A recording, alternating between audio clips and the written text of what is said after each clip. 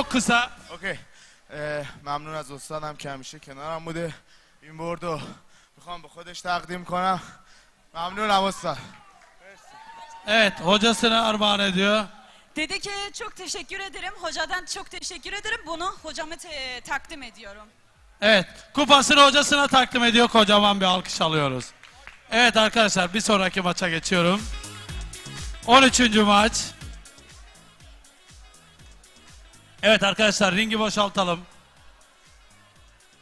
Fighter, köşe. Evet, 13. maç. 72 kilo kemer maçı. Özbek sporcu Asetbeş Alyor Vekanov.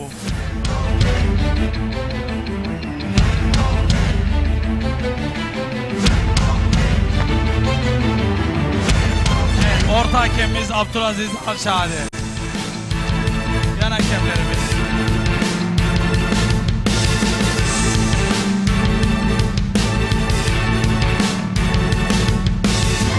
Evet. Kırmızı köşe.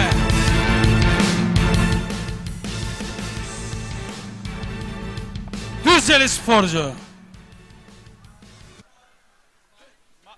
Mavisiz, kırmızı. Düzceli sporcu Abdülaziz Efe. Antrenörlüğünü Sinan Efe yapıyor. Efe Fight Club sporcusu. Lakabı Altınkur. Berkiye qadağalarım, doğrana dilim eli ilə. Mənəm burada sahibi mülkətim, türkdü qanım. Yer üzündə kul mənəm, düşmanıma qul mən. Nəsimi kamanından bıraxdığı o mənəm xeyirmən. Qırmızı gözlərim çalxalayıb salaram bura toz. Sinan Efe. Aman mən bir bax heybətə. Aziz Efe geliyor. Kimi doğranamaya cesarete. Düşeme gel zarete mübarizem. Başıma gittim. Evet, sıradaki maçımızdayız. Oldukça sert geçmesini beklediğimiz bir maç. Az önce de zaten duyduğunuz bir kemer mücadelesi. Erkan Varol, KOK ve K1 organizasyonunda Ekin Türk TV, Sivas Net TV ve Fightbox kanallarında birlikteliğimiz devam ediyor. Gecenin hakikaten kıran kırana geçmesini beklediğimiz maçı. Bakalım neler olacak. Bir tarafta Özbek sporcu Alyorbekov, Asadbek Alyorbekov ve bir diğer tarafta ise Türkiye'den Aziz Efe. Kırmızı şortuyla izliyoruz Aziz Efe'yi. Özbek sporcu siyah şortuyla devam ediyor. Altın Kurt lakabıyla da kendisini bu arada Altın Kurt'tan çok etkili bir darbeyle başladık. Düzce Efe Fight Club sporcusu Sinan Efe de kendisinin antrenörü aynı zamanda. Devam ediyoruz.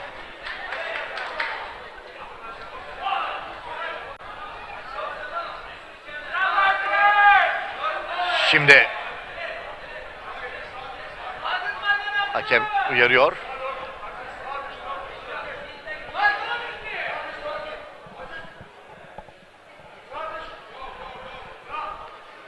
Bir tekme girişimi Aziz'den olmadı. Güzel bir sol direk çıkarttı orada Ayarbekov. Şimdi Aziz güzel karşıladıktan sonra yumruğu bir atağa doğru geçti. Boşa gidiyor gerçekten. Şimdi bu sağ güzel oldu. Tekmeyle karşı tavlı rakibi yaklaşmasını engellemek için şimdi içeriden bir diz çıkartıyor orada Asadbek.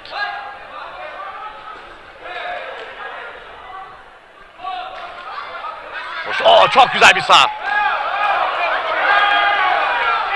Biraz olay bir anda MMA'ye döndü. Bir takedown geldi ama tabii şu anda MMA'de değiliz.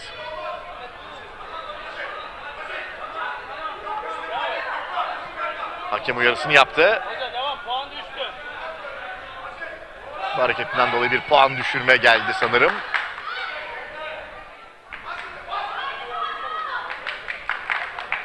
Aziz rakip yaklaştığı anda yine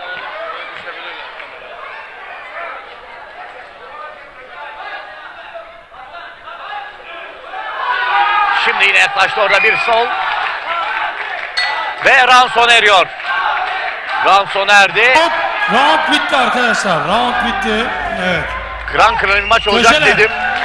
Hakemi dinleyelim Tam arkadaşlar. beklediğimiz gibi oluyor şu anda mücadele. Gerçekten çok Evet net. arkadaşlar, hakemi dinleyelim lütfen. Erkan hocam, sarılma yok. Köşeler, yerde vurma yasak. Evet. Şimdi iki tarafta koçlarından uyarılarını İki alıyor. sporcuya da gerekli uyarıları yapalım hocam. Aziz hocam, iki sporcuya da gerekli uyarıları yapın. Asad Bek, Ayor Bekov, mavi köşede, İkinci kırmızı round. köşede Aziz Efe. Ve maçımız başlıyor. İkinci round. Gergin, kıran kırana bir mücadele.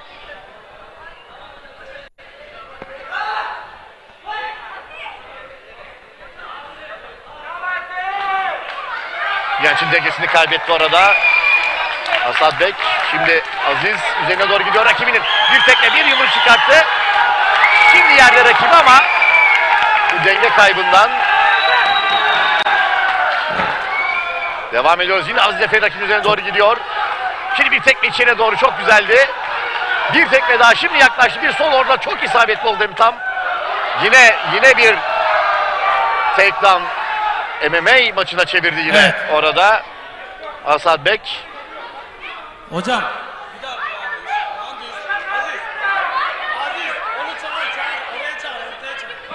Yine puan düşüyor.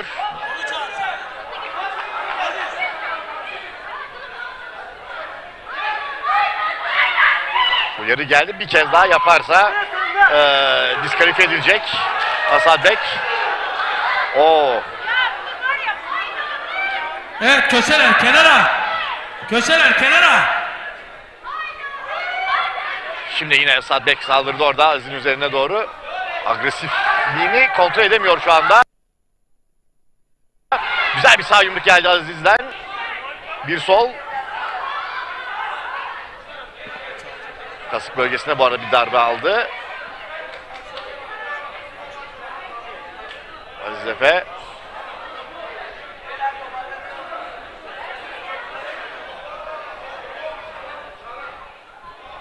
İki puan düşürüldü Özbek sporcudan, bunu hemen belirtelim. Ve round tamamlandı. İkinci İkinci round da round. bitti. İkinci round da bitti. Ve bakalım üçüncü round neler getirecek. Dediğimiz gibi gergin bir mücadele, tam beklediğimiz gibi oldu. Oluyor daha doğrusu, ama gerginliği tabi bu kadar üst boyuta taşıyacağını tahmin etmiyordum ben. Ayor Bekov'un bir tane yani alıp yere çarpma, işte dediğimiz gibi bu MMA'de olan bir şey. Burada yok. Evet köşeler, yerlerinize oturun lütfen. Hocalar harici herkes yerine otursun. Güvenlik. Bir kez daha yapmaya kalkıştı orada. Lütfen sporcu arkadaşlar, yerinize oturun. Evet, üçüncü round. Üçüncü roundumuz, son roundumuz. Bakalım neler olacak.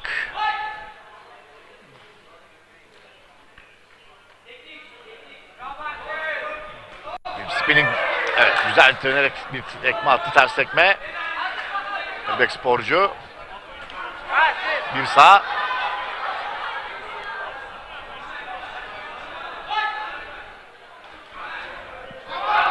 Güzel yaklaştı burada. Devam. Evet. Yine puan düşürüyor hakem ve 3 oldu bu. Üçüncü kez puan indi. Şimdi yine acaba MMA kültürü daha geniş bir isim mi? Şimdi Aziz orada yaklaşma yumruklarıyla geldi. Aziz Efe. Yine Evet. Yine muhtemelen bitecek artık. Artık bitiyor. Evet, Maç üçüncü bitti. round da sonuçlandı. İki sporcu da köşelere. Aziz Efe hakemin diskalifiye neticesinde kazanıyor. Evet arkadaşlar. buraya Israrla açalım lütfen. Hasanbek Yavrubekov bir MMA maçı yapmaya çalıştı ama artık hakem de tamam dedi. Defalarca uyarmasına rağmen devam edince. Evet 3 round. Gerçi Çok sanırım iyi bir sert tam maç gong izledik. çaldıktan sonra mı? Evet. Gong'la beraber sanırım o karar vermiş. Sanırım yine bir puanlama var. Evet, bir puanlama var. Evet sonuçlar bana geldi. Sporcular ortaya. Evet. Tam Evet. gong'la beraber İlk olduğu önce için iki sporcu hakem arkadaşımıza bir maçı alkışlayalım durdurulmuş kocaman. sayıldı. Evet. Evet kazanan sporcu 3-0 Kırmızı köşe Aziz Efe. Evet, Aziz Efe maçın galibi. Burada hiçbir sürpriz yok. Efe kemerin Zaten sahibi oluyor. 3 Evet puan hocam. silinmişti. Alyorbekov'dan. Evet Aziz'e çok kısa bir Cümleten izleyenlere baştan selamünaleyküm.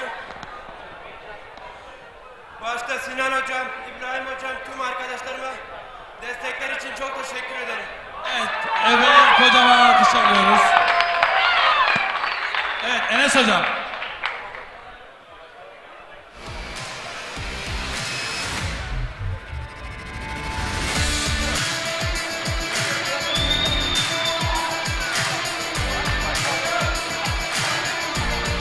Evet sıradaki maç. Enes hocam.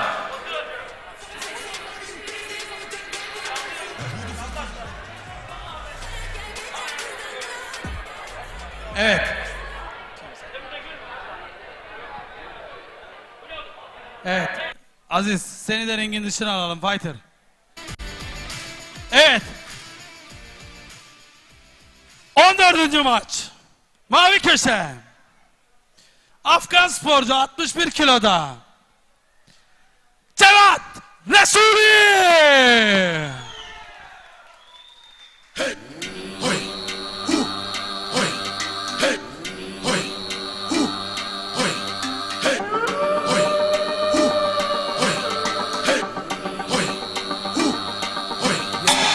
Mənəm Türk, önümə gələn hürk. Danışam indila, hər gün bir hilə. Bərkiyə qadağalarım, doğrana dilim eli ilə.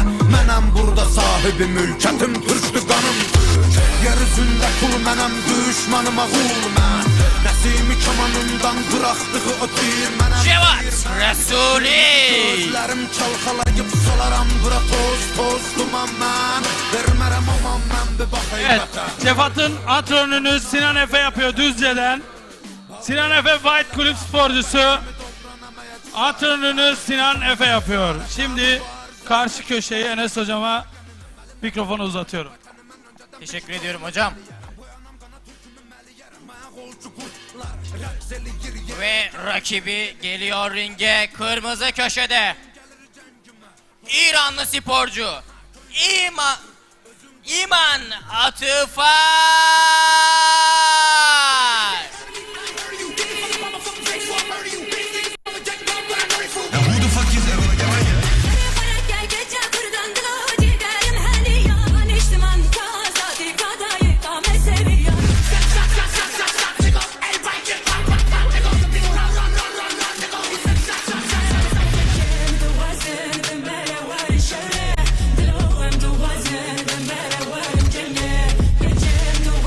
İman Atıfar.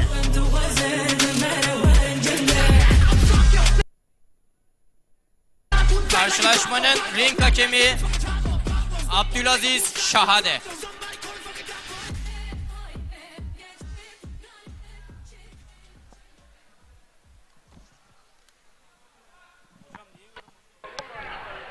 Sıradaki maçımızdayız. Bir tarafta Cevat Resuli, bir tarafta İman Atafar. İkisi de yerlerini aldılar köşelerinde. Sıradaki maçımız için gongu bekliyoruz.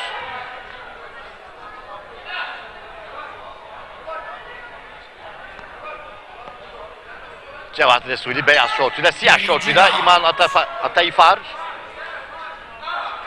O etkili başladı. İranlı. Yerde.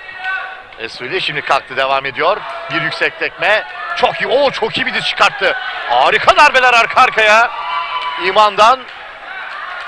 Çok uzun sürmeyecek gibi gözüküyor ama bakalım sol sağ. Yine bir tekme, bir sol, bir yüksek tekme. Bir yüksek tekme daha. Hakem araya girdi, köşesine doğru. Ya köşeye dökmesini evet sayıyor. Sayıyor maçın hakemi. Çok iyi başladı. Çok iyi başladı. İman Atefar. Yine çok iyi bir tekme. İyi bir tekme yine. Tekmeleriyle oldukça hırpalıyor rakibini. İman Atefar. Çok isabetli bir sol. Tam yüzün ortasına doğru geldi. Cevat Resuli'nin.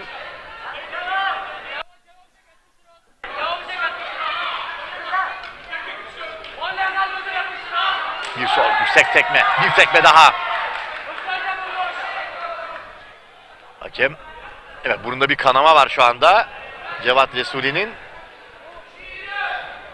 Kontrol etmek istiyor onu. Daha doğrusu kanın silinmesini istedi.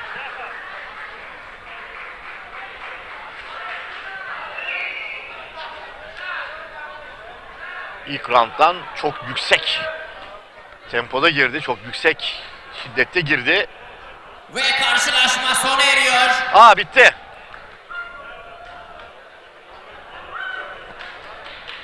Bitti mücadele. Maçın galibi İman Atefar oldu.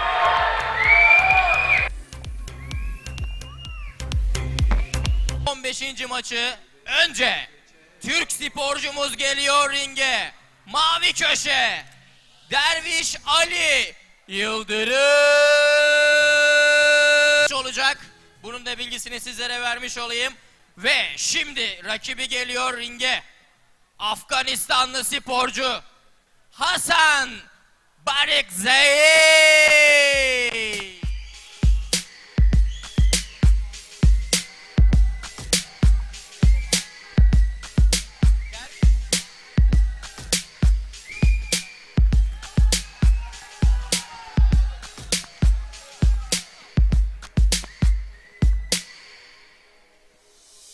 Hasan Barikzai Efe Fight Club'dan antrenörlüğünü Sinan Efe yapıyor. Sporcumuza başarılar diliyoruz.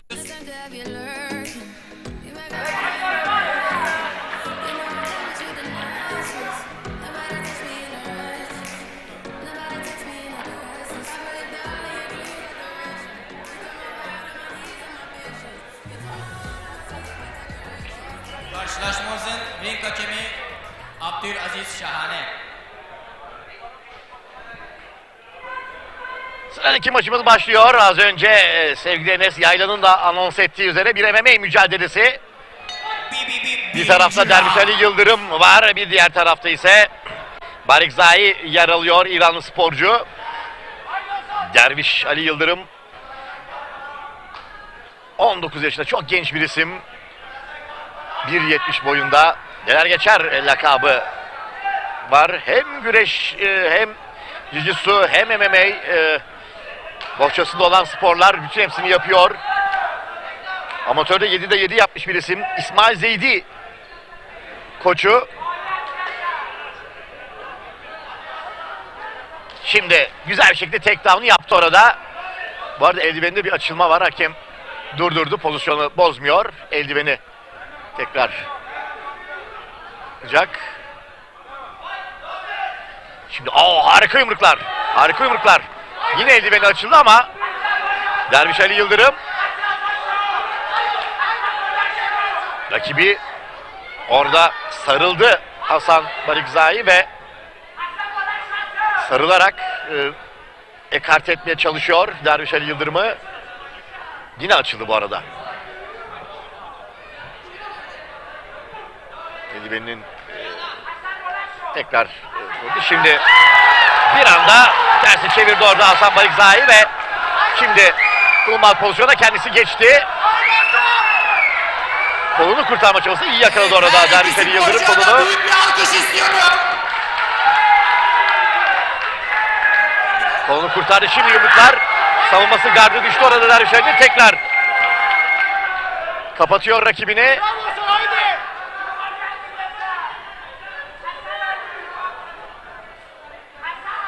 Hakem yakından takip ediyor bir yandan da. Yumruklar arıyor. Şimdi Hasan yumrukları da göndermeyi başardı ve round bitiyor. Evet, birinci round İlk sona round erdi. tamamlandı. Büyük alkışlar sporcularımıza.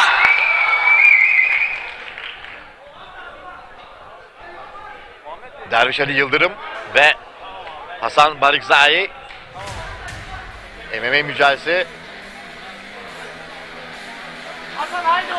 Elbindeki problem performansını etkiledi Dervişeli Yıldırım'ı. Şimdi hakem orada bantlıyor bir yandan eldiven açılmasın diye.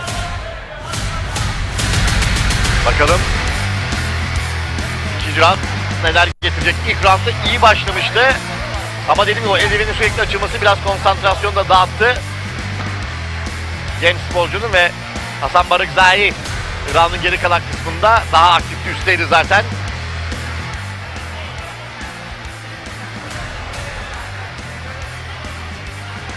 Hakem garanti olsun diye iki tarafın birden eldivenini bantlıyor.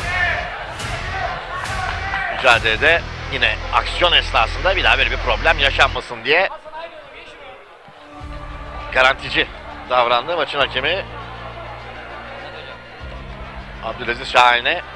Hakemlerimizden de bahsedelim bugün. Hakemlerimiz Buse Şerbetçi ve Abdülaziz Şahane'yi zaten ağırlıklı olarak ringde gördük. Özellikle Abdülaziz Şahane, Berkan Demir, Aykan Mamadov ve İrem Baş maçlarımızın hakemleri. Başladık bakalım ikinci rounda. Bir MMA mücadelesi hatırlatalım bir kez daha. Dervişeli Yıldırım. Şimdi kendi yerde buldu Derviş. Hasan orada saldırıyor rakibine.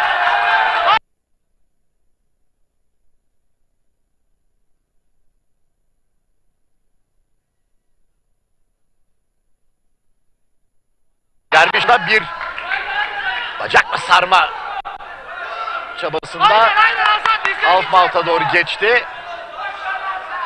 Şimdi boyunu kötü yakaladı orada. Devam diyor. Derviş Ali ona baktı hakem Bilal için. Şimdi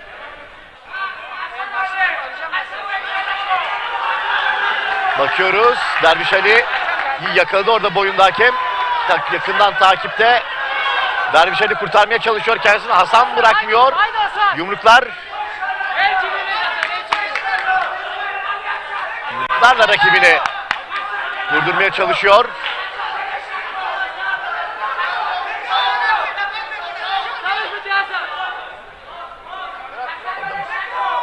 Bayağı bir kilitlendiler. Yakından takip etmeye devam ediyor maçın hakemi.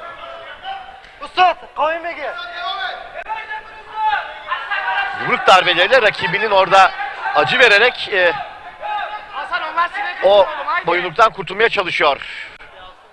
Derviş Ali Yıldırım.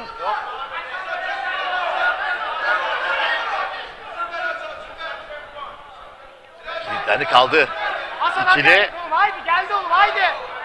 Hasan Barikzade ve Derviş Ali. Hasan Allah seni kısın haydi. Bırakmadı hala. Bırakmadı hala. Ve round sona eriyor. Round sona erdi. Zor bir round oldu Derviş Ali için ama bu rounddan çıktı Hasan Barikzai çok etkiliydi. Bir an için acaba bir pes gelecek mi diye de baktık. Hakem de çok yakından takip etti.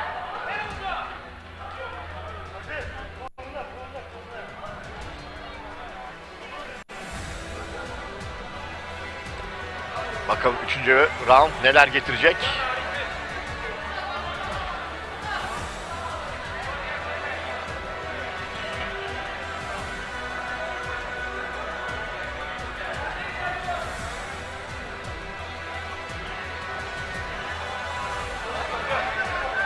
Hasan Balikzai köşesinde.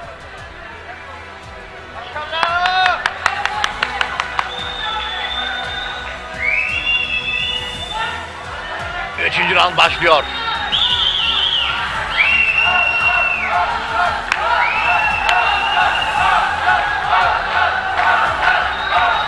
Hasan'ın destek bir hayli fazla. Siz de duyuyorsunuzdur.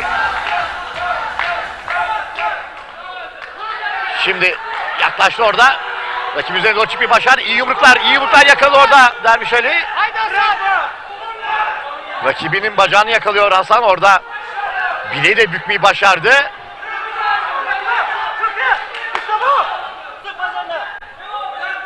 Yumrukları vurmaya çalışıyor. Derviş Ali. İyi yumruklar geldi. Hasan Balikzai bacağını yakaladı rakibin. Orada etkisizliğine çalışıyor ama kurtardı orada şimdi kendisini. Derviş Ali. Haydi Hasan. Yeme onları bırakma. Hadi Hasan. Şimdi yukarıda olmanın avantajını kullanmaya çalışıyor. Yumruk ve dirsek arayışları. Derviş Ali'den Hasan kendisini uzak tutmayı başardı. Kalk diyor Derviş Ali. Evet, Hasan da ilginç bir an. Derviş Ali kalk diyor. Hasan da hadi gel diyor. Bir meydan okuma.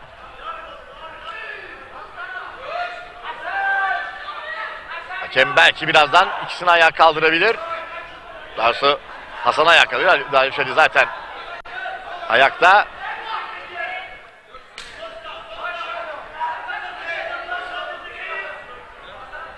Hasan'dan ilginç bir strateji var şu anda.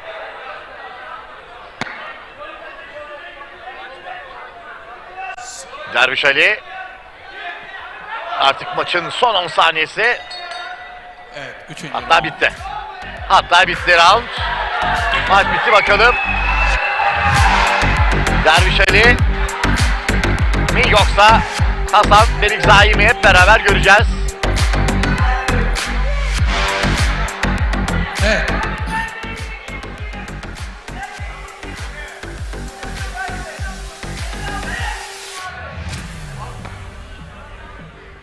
Roundlar hakikaten çok ilginç geçti. İlk round ayrı bir hikaye, ikinci round ayrı bir hikaye, üçüncü round ayrı bir hikaye. Ve bu hikayeden kim galip çıkıyor bakalım. Söz şimdi Muhammed Mişkin'de.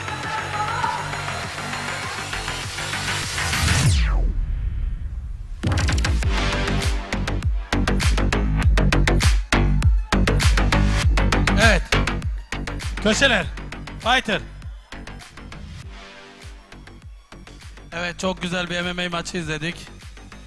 Maçı 2-1 sayıyla kazanan, evet 2-1 sayıyla kazanan Mavi Köşe. Evet, yok. Konuşma yaz. Yok. Evet, şimdi sıradaki. Evet. Bir sonraki Evet, 16. maç bitti. 17. maç.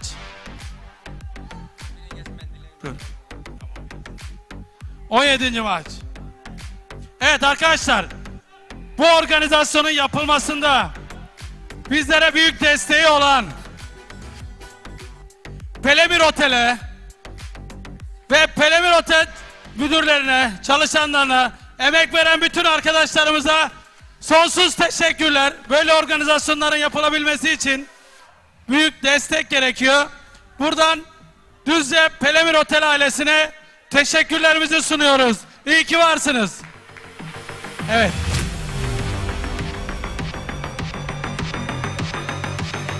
...16. maç tamamlandı. Evet, Blue Corner 75 kiloda Arif Azizi.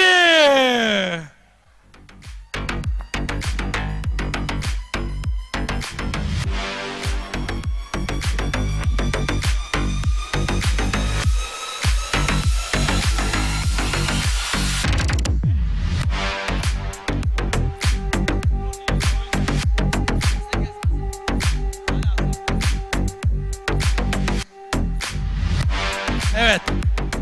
Rakibi 75 kiloda kırmızı köşe Engincan Çakıcı.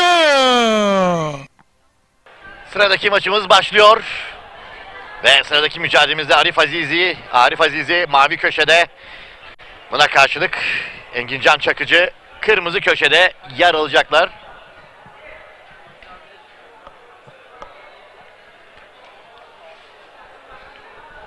Bakalım.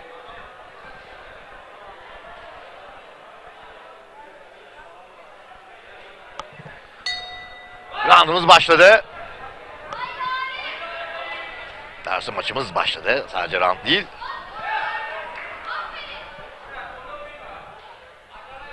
Arif Azizi tekmeyle başladı. Şimdi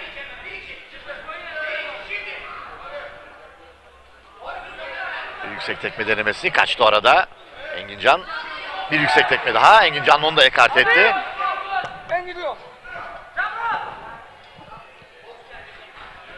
Bir yüksek tekme denemesi. Şimdi Engincan yaklaşmaya çalıştı. Şimdi güzel bir diz. Bir diz de karşıdan geldi. Engincan'dan güzel bir yumruk çıkıyor ardından. Şimdi orada Arif'ten atak geliyor.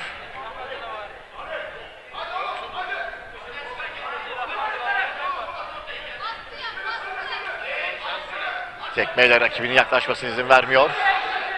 Bir tekme daha. Şimdi kapandı orada yumruklara. Karşılık vermeye çalışıyor. İki tarafta yumruklarını konuşturdu. Şu anda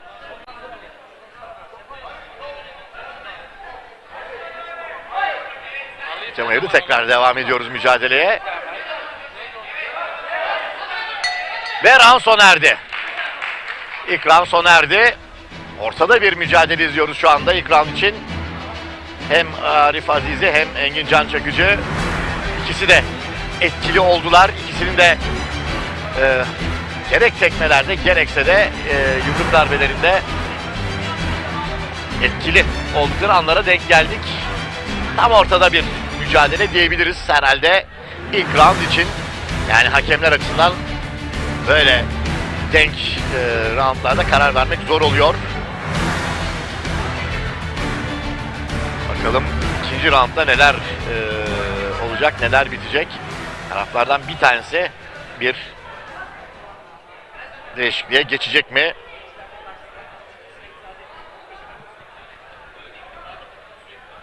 Enes Yayla bugün tam teçhizatlı diyebiliriz. Geri geliyor, anonsörlük yaptı, geri geldi. Şu anda da talebesine koçluk yapıyor. O çok güzel bir sol çıkarttı bu arada. Engincan Çakıcı.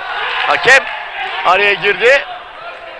Çünkü sayacak. Hemen Enes Yayla onu kenara doğru gönderdi. Hakemin daha hemen saymaya başlaması için.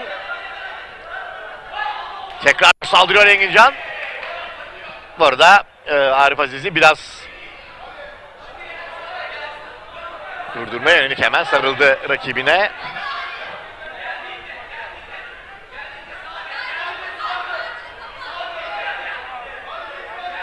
Şimdi bacağın içine doğru güzel bir tekme geldi Arif'ten.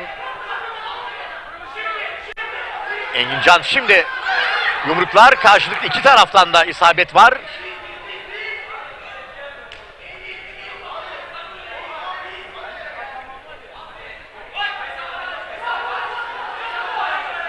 Şimdi yumruklar karşı güzel bir sol çıkarttı. Arif Azizi iplere doğru itti rakibini, hakem ayırıyor. Devam edeceğiz.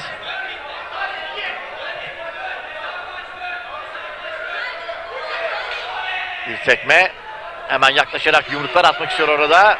Arif Azizi çok iyi bir diz çıkarttı içeriden. Çok iyi bir diz çıkarttı içeriden Engincan Çakıcı.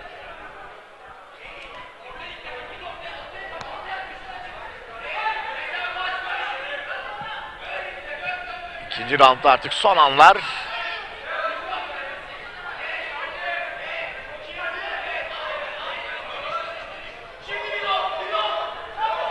Bir tekme girişimi başarılı değil. Aziz'den geldi şimdi orada. Tekme Aziz'den geldi zaten.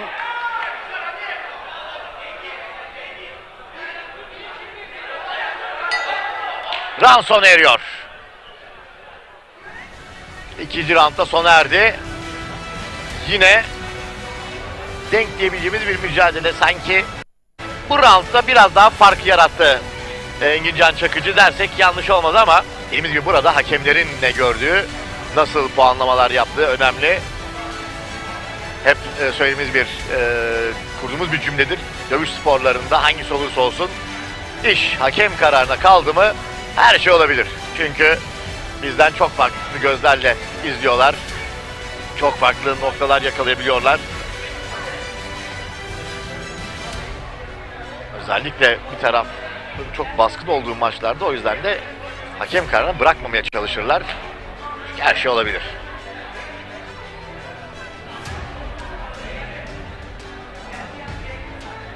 Üçüncü round başlayacak. Siyah kırmızı şortuyla Arif Azizi, Engincan Çakıcı ise siyah şortuyla. Son rounda başladılar. Güzel yumruklarla başladı Engincan.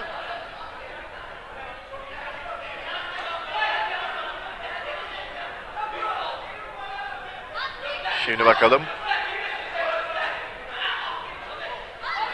Şimdi yaklaşıyor. Azizi iyi kart etti. Engincan yorgunlukla artık kendisini gösterdi tabii ki.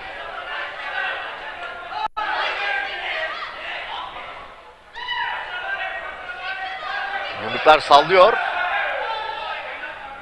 Evet, bu arada yani kolu ipe sarılmıştı. Orada hakeme gösterirken yumruk çıkarttı. Arif Aziz orada bir ufak gerginlik olacak. Tamam, hemen çözler kendi aralarında.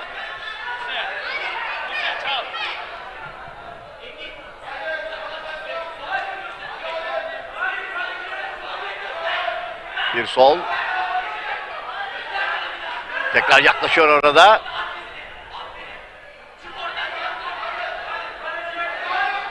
Bir yüksek tekme denemesi olmadı. Şimdi Engincan'dan geldi. O da isabet ettiremedi. Arif Azizi ve Engincan Çakıcı 3. ve son rounddalar. Artık yorgunluk da tabii kendisini göstermeye başladı.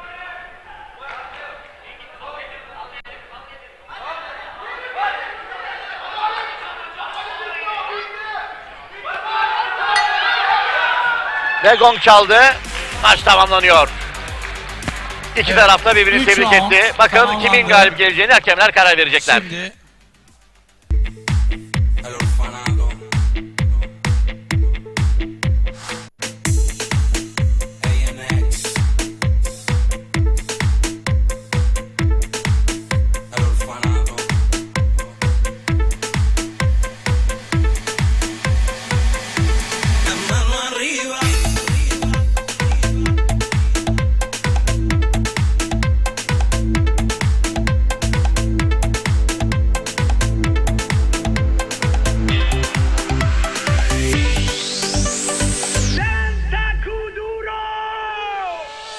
evet.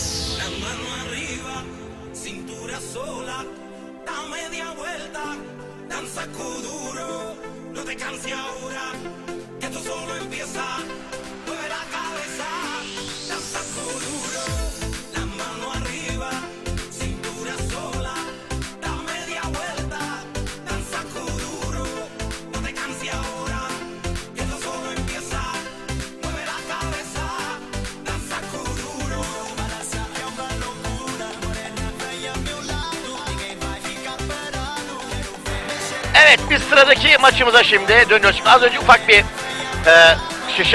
sıra karışması oldu. Az önce Seyit Rahman Davari rakibi gelmek için hükmen galip ilan edildi. Sıradaki maç asıl şimdiki mücadele olarak anons edilecekti aslında. Öyle ufak bir karışıklık. Yani şimdi İranlı Mobin Ganipur geldi. Mavi köşede beyaz şortuyla izliyorsunuz İranlı sporcuyu. Hemen karşısında da Pakistanlı Haydar Aga yer alıyor. Biz de maçımızı bekliyoruz.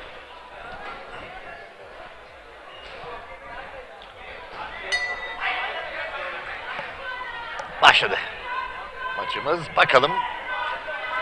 O güzel bir sağ yumruk geldi. Ganipor'dan. Şimdi bir tekme ama kasık bölgesine doğru o. Az önce talebesi maç kazanan Enes Yayla şimdi hakemlik yapıyor. Dedik ya, günün tam teçhizatlı sporcusu.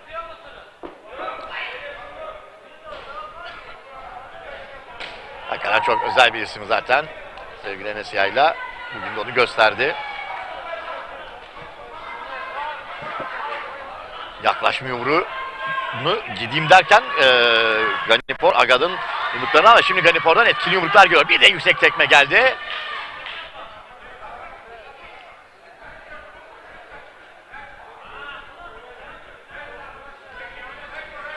Ganipor şu ana kadar etkili gözüktü.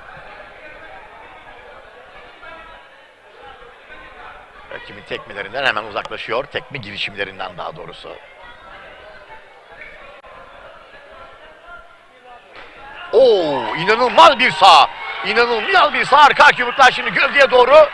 Ganipor'dan bekledi öyle bir yumruk indirdi ki hakikaten. Orada Haydar Aga bayağı sıkıntı yaşadı. Şimdi tekrar yaklaşırken tekmeyi yedi orada Haydar Aga. Bir de diz geliyor şimdi İranlı Ganipor'dan. Çok etkili. Çok etkili. Ağızlık düştü. Kimin ağzı düştü? Evet. Haydar Aga'nın ağzı düştü. Şimdi Nesya ile hemen temizlenmesini rica etti.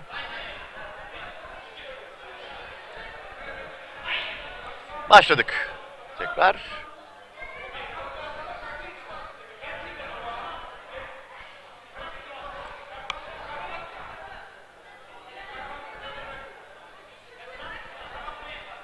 Bakalım.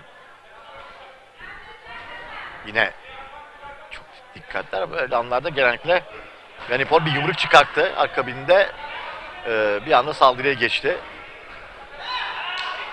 Şimdi Aga'dan bir tekme ama çok etkili olmasa da.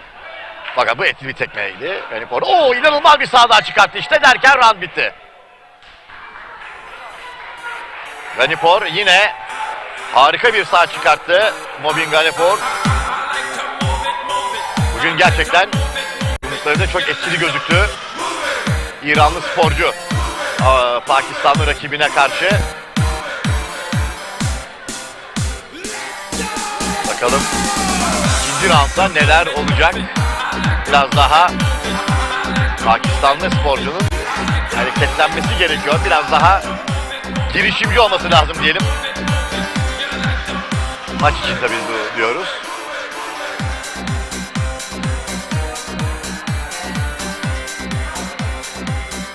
Sanki biraz rakibinin ne yapacağını beklemekten ziyade kendisinin bir şeyler daha yapması gerekiyor.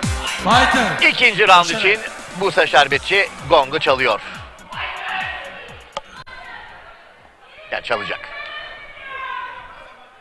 Çaldı.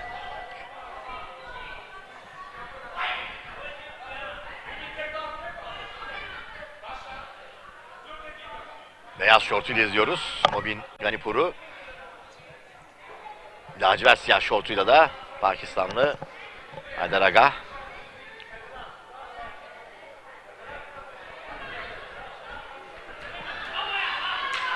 Çok iyi bir tekme. Bir sağ yumruk bu sefer. Bir içeriden diz, bir diz daha. Bir sağ yumruk daha. Ağzı düştü.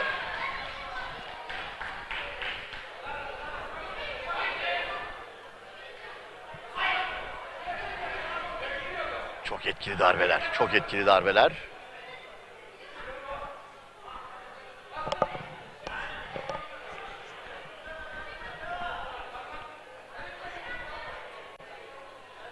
Yine iki sporcu çok temkinli. Bir push kick ama içeriden güzel bir karşılık geldi. Yumruklarıyla özellikle Ganipor çok hırpalıyor rakibini. İçeriden bir diz daha çıkarttı Pakistanlı. Bir tekme yaklaşırken ama yumrukları yedi. Yine üzerine doğru gidiyor şimdi Ganipor. Rakibinin istediği yumrukları atamadı. İçeriden bir diz arıyor.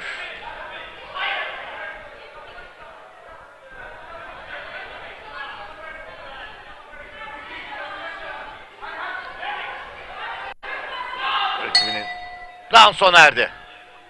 Round sona erdi. Hakem bu arada Enes Yayla da uyarıyor. Köşeler. Şimdi. 3. round. Round'un bitti anlı. Şimdi aldım. O adrenalin şüphesiz ki şimdi algıladı iki sporcu da round'un bittiğini. Bakalım.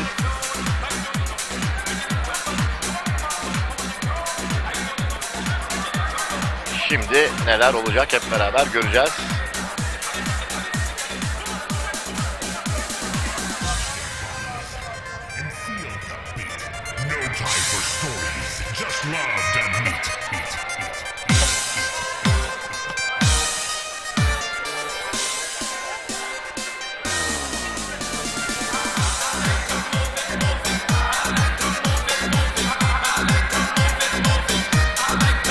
Üçüncü round.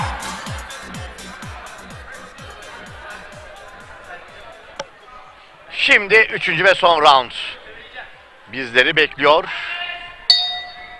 ve başladı.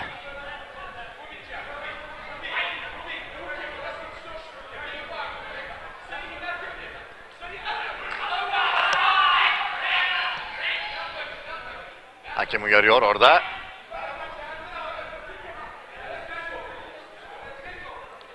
Yine çok temkinli iki tarafta.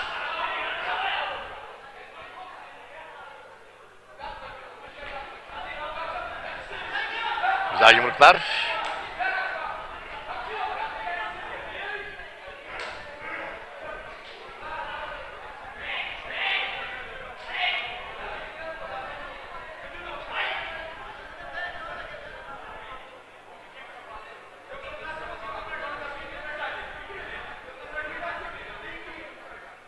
Henüz daha bir aksiyon yok 3. roundda. Yine beklemede Ganipur.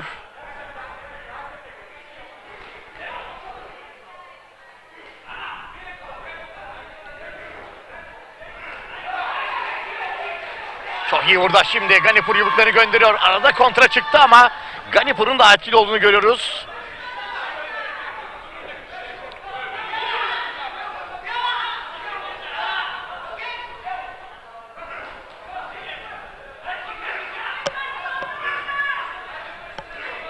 Güzel bir diz çıkarttı burada.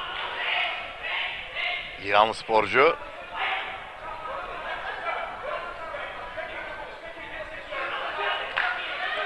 Bir sol şimdi karşılık olarak sağ geldi. Arada Pakistanlı Haydar Aga'nın da gerçekten iyi yumrukları oldu ama totale vurduğumuzda Mobin Ganipur'unkiler sanki daha fazlaydı. Bu maç için son gong geldi.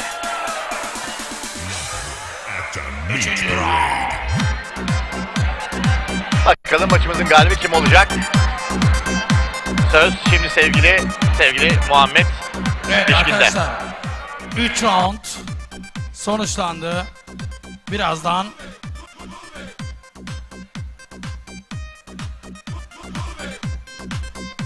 evet, iki sporcu da çok sert bir maç oldu. Güzel bir maç izledik. İki sporcuyu da ortaya çağırıyoruz.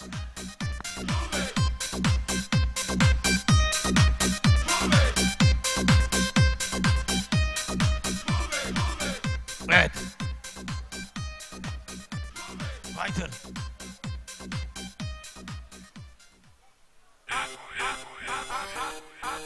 Evet, karar elime ulaştı. İki sporcu da güzel maç yaptı. İlk round 1'e 0, ikinci round 1'e 0, son round berabere! İki sporcu da çok iyi mücadele etti. İkisini de tebrik ediyoruz.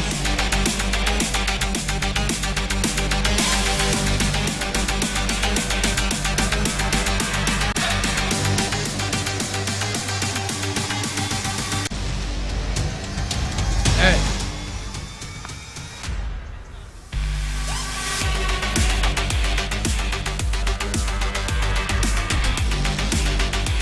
Evet.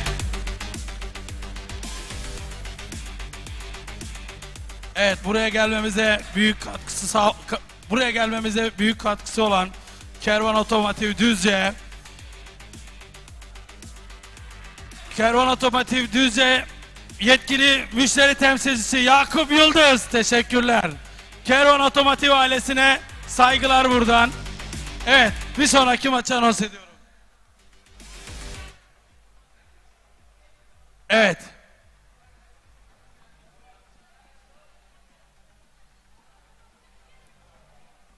Evet, köşeler fighter.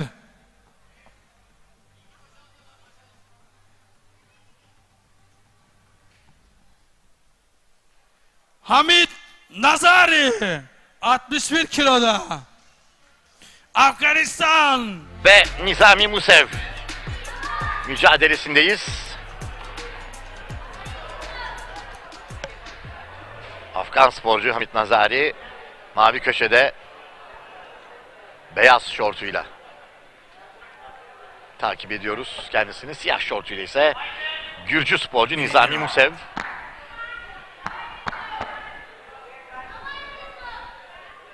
Ekin Türk TV, Sivasnet TV ve Fightbox yayınındayız ve Erkan Varol Kok ve K1 organizasyonunda gecenin artık sonuna doğru yaklaşırken iki genç ismin mücadelesi. Hamit Nazari ve Nizami Musev. Karşı yumruklar, bir yüksek tekme denedi orada Musev ama kaçtı hemen geriye doğru Nazari.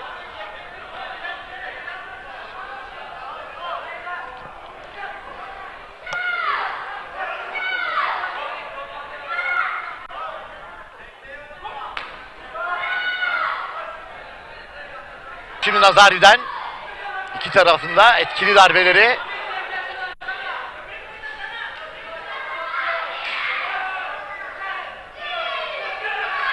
Bir tekme daha. Gong çaldı, ilk round bitti. Birinci round. Evet, bu arada bir puanı düşüyor Nazari'nin. Evet, round bitti hocam, köşeler. Bir puan indi Enes Yayla. Rakibini uyarılara rağmen tutmaya devam ettiği için Hamit Nazari bir puanı siliniyor.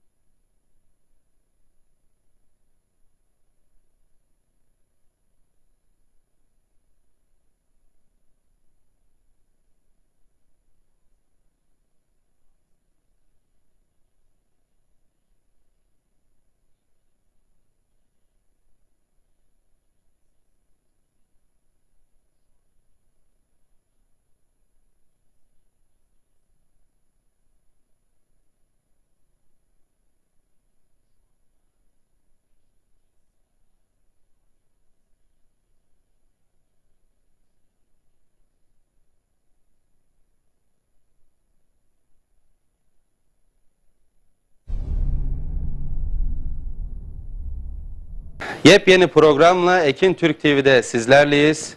Tüm spor branşlarını sizlerle buluşturuyoruz. Ersin Taşdemir'in hazırlayıp sunduğu Ekin Spor programının bu haftaki konuğu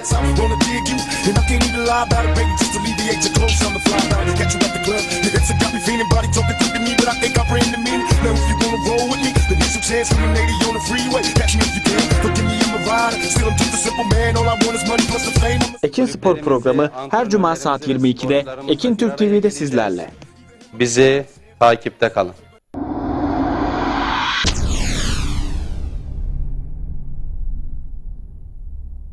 Efendim herkese iyi akşamlar. Güzel bir programdan sizlere selamlar olsun. Şimdi hemen mektuplarla başlıyoruz. Ferhat Şengül, Kartal, sağ E7 koğuşu.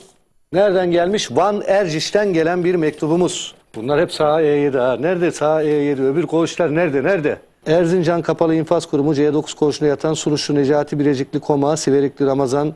Evet, teşekkür ediyorum mektuplarınızdan dolayı. Emrah Bilic'in hazırlayıp sunduğu Mapushane Ranzaları programı Cuma saat 19'da Ekin Türk TV'de sizlerle. Vay bu ne sitemdir.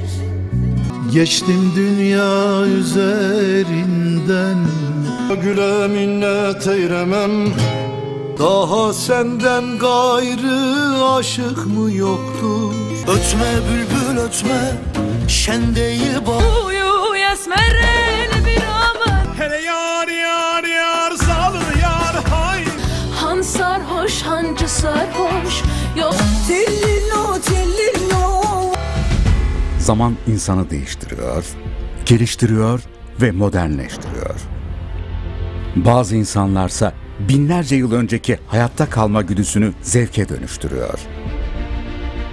Gücünü ispatlamak uğruna doğanın güzelliklerine ölüm saçıyor. Adına da avcılık diyor. Unutmayalım. Her canlı bir mucizedir. Onlara kıymayalım. Ruhsatsız avcılık spor değil katliamdır. Türkiye Tabiatını Koruma Derneği. Hiç kolay olmadı. Yeniden ayağa kalkmak. Memleketin her bir ferdiyle yeniden başlamak. 45 günde taş üstüne konuyor da kalp kalbe dokunduğunda bir başka. Tam 100 yıl nasıl elini taşın altına koyanların ülkesi olduysak bugün de öyle. Birlikte başardıklarımızla daha da güçleneceğiz. 6 Şubat'ta 14 milyon insanın kalbi 85 milyon insanın göğsünde attı. Türkiye Cumhuriyeti'nin tüm birimleri işte bu inançla depremin açtığı yaraları sarmak için var gücüyle çalışıyor. Biz birlikte Türkiye'yiz. Devlet, millet el ele.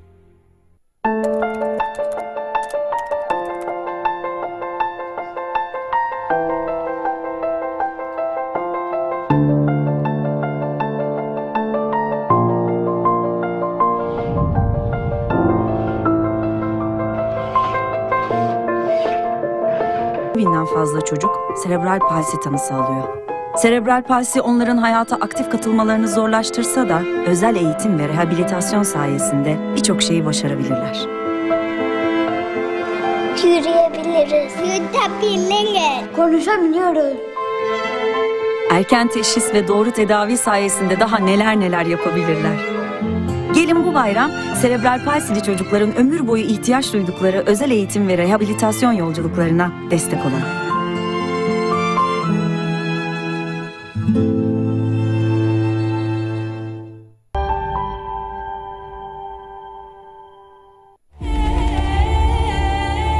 Milleti için canını feda eden şehidimizin anılarından başka yanlarında kim vardı?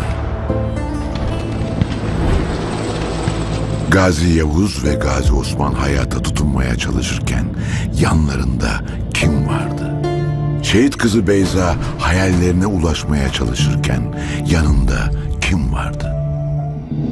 Tabii ki siz vardınız. Mehmetçik Vakfı bağışçılarının desteğiyle şehit ailelerine, gazilerimize ve yakınlarına destek olmaya devam ediyor. Emanetlerinin yanındaysa yüce gönüllü milletimiz var. İyi ki varsınız.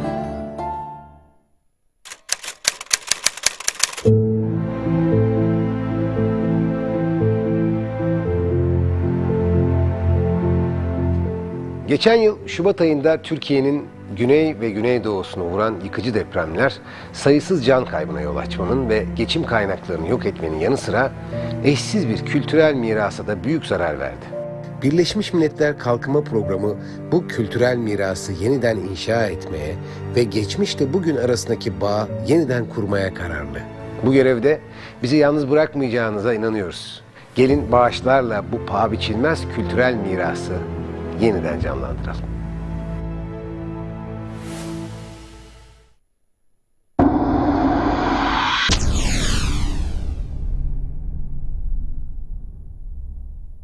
Yepyeni programla Ekin Türk TV'de sizlerleyiz. Tüm spor branşlarını sizlerle buluşturuyoruz. Ersin Taşdemir'in hazırlayıp sunduğu Ekin Spor programının bu haftaki konuğu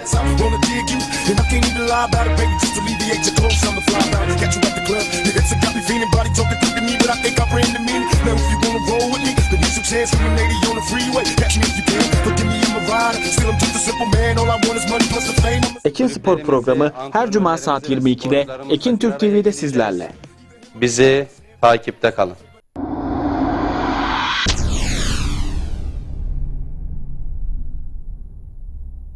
Efendim herkese iyi akşamlar.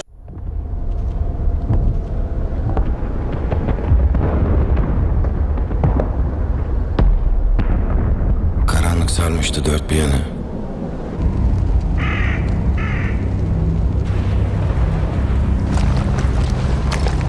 Ama o karanlığı aydınlatan yüzler vardı.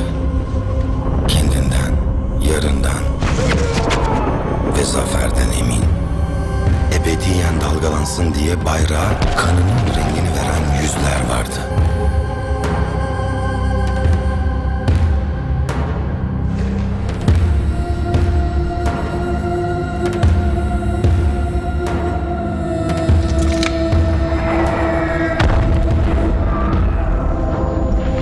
İstiklal uğruna kendi istikbalinden vazgeçen ve korkma diyen yüzler vardı. Bakınca gördü dünya, onda zaferin yüzü vardı.